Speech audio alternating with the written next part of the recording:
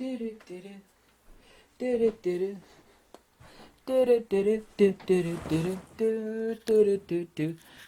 how you doing?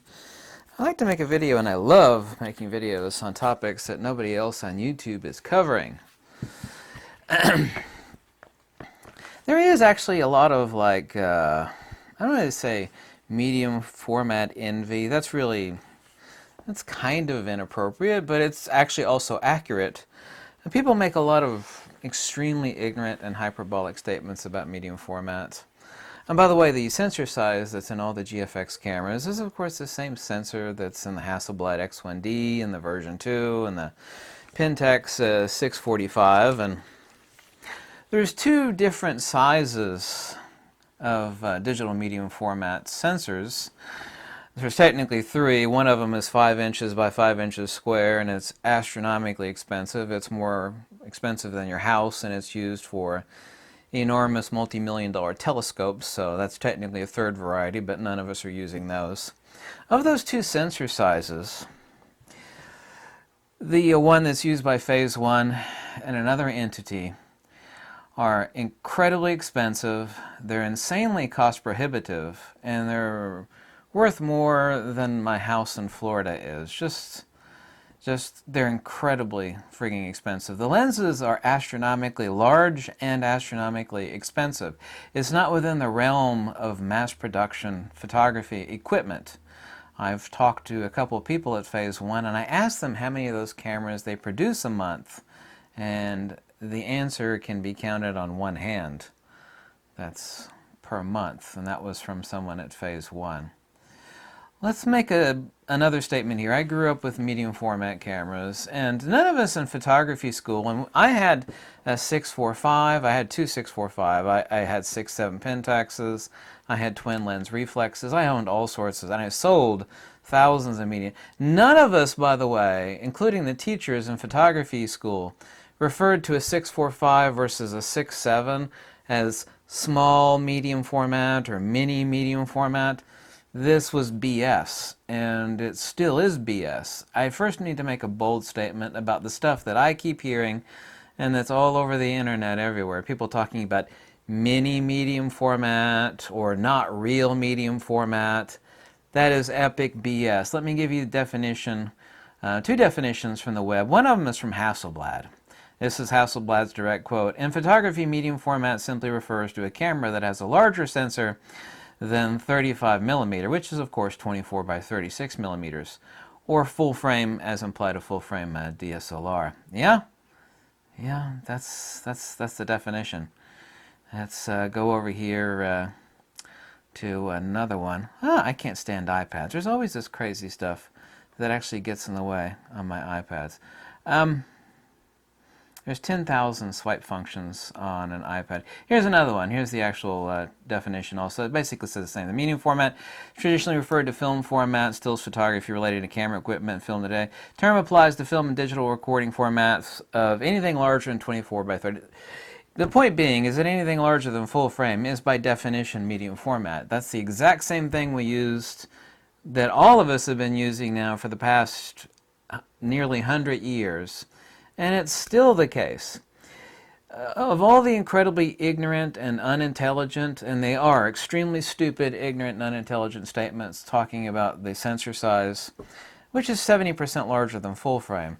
And by the way, anybody that's actually shot, and I have lots and lots of high megapixel full frame sensor cameras, D850 is one of them. Yeah, great camera. But ignoring the dynamic range, of which there's not a tremendous difference between the GFX 100 dynamic range and that of the Nikon D850, for example.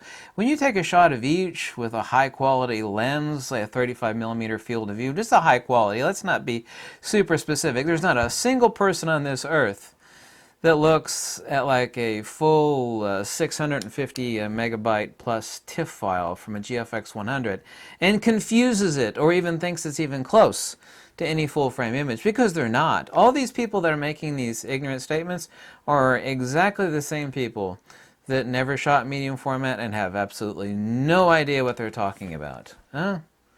None. Okay? Let's remind you of something There's only effectively two medium format digital sensors. If you want to spend $50,000 more of your money, this is a $10,000 camera, the GFX1. If you want to spend 40, depending on the model, $30,000, $50,000 more for an obnoxiously huge camera, where the lenses are really, really, really freaking expensive, and the camera is slower than a constipated turtle in a snowstorm, be my guest. This is the only, and it's the reason why Hasselblad X1D and the Mark II and Pentax and Mamiya and other entities use this sensor. It is the only rational medium format sensor size. There have been other YouTubers, including another YouTuber with a big subscriber list, parroting this exact same nonsensical poppycock. Okay, so calling it, well, it's not the real medium format, it's just a smaller version. There's no such thing. There's only medium format and what is smaller than medium format. Okay, there's no large, well, there's actually one, like I said, one large format digital sensor, and I think the cheapest one of those, just the sensor alone, is like $350,000. It's used for telescopes, basically. Also 2 spy satellites. Spy satellite. I know there's a couple Earth imaging spy satellites and other entities that use those. It's a 5-inch by 5-inch square sensor. Yeah, none of us are using that for photography. So this is not small medium format. This is the only effective medium format digital sensor out there, because the only thing larger than this is in a camera that you can't afford. And it in itself is those cameras, and I'm not slanting Phase 1 camera, those cameras, and if you talk to someone that knows about Phase 1, those are house cat cameras, meaning they're studio cameras. If you ask, and don't take my word for it, if you talk to someone that's used Phase 1, and I'm not slanting the cameras or their output, they will tell you that taking that camera outdoors into the field or the street is a unhappy, unpleasant, undesirable experience. Every one of them will tell you that fact. Once again, returning to my earlier point, this is the only actual practical medium format digital sensor size. Because the lenses are of such a size, even though they're significantly larger than full frame lenses in most cases, and they're more expensive, yes? The output from this camera is incredible.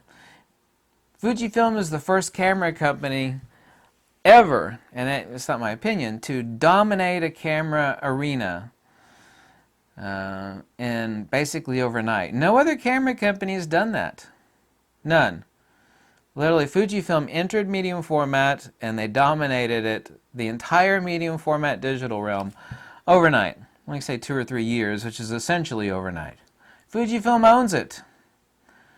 They do. So if anybody tells you something stupid like mini medium format or not real medium format, these people are ignorant.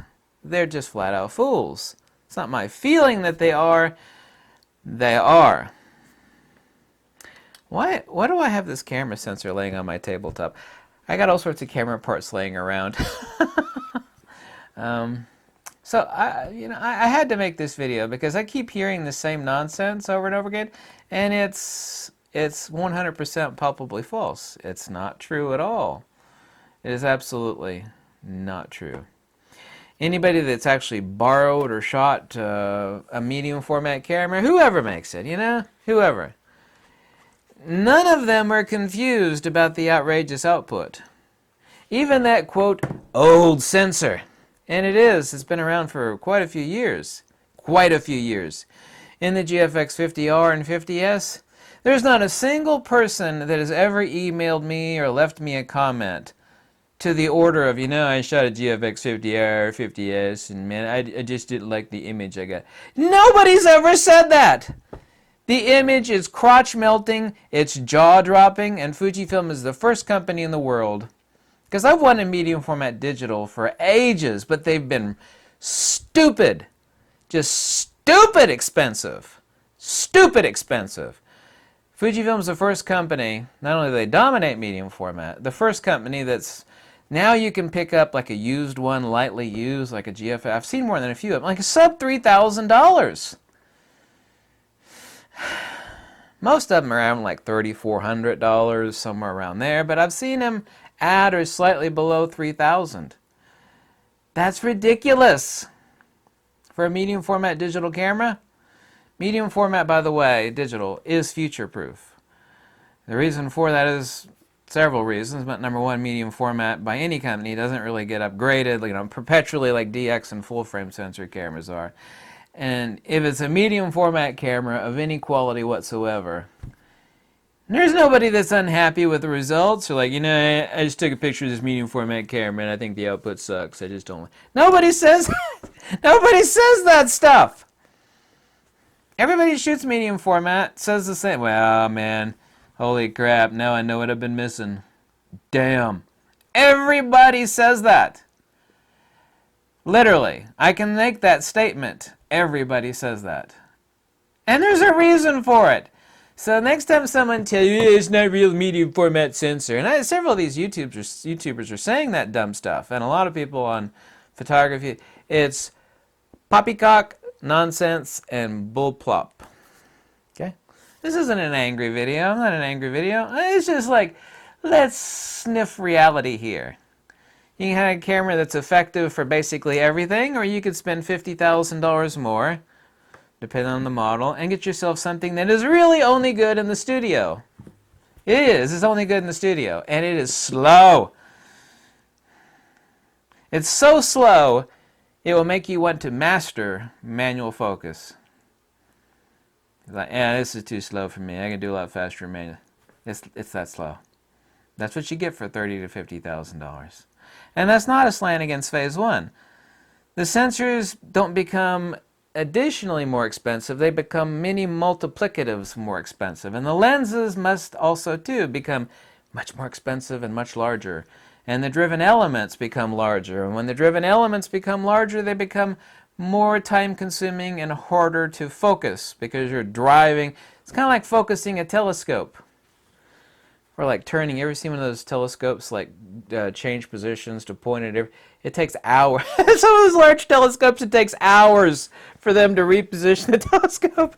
Not that a Phase 1 is that slow, but they are a lot slower. Those cameras are only studio cats. Like kitty cats you keep inside. Meow. Those people have those cats, they're not allowed outside. That's what those cameras are. So when someone tells you something stupid like that, say, you know what you should do? You should spend $50,000 more. Get yourself that super slow, basically non-focusing autofocus system camera that is only good for indoor studio work. I will, for $40,000 less, I will get this beast that will produce an image that everybody on the earth will just grab their undies over, that I could take anywhere. There's a reason. So yeah, I think I made my point over and over again. I think, yeah. I had to make this video because I get sick of the nonsense, and I don't like nonsense. We have to be practical and intelligent here. Yeah, we just do. It's a wise choice. Thank you so much for watching. Goodbye.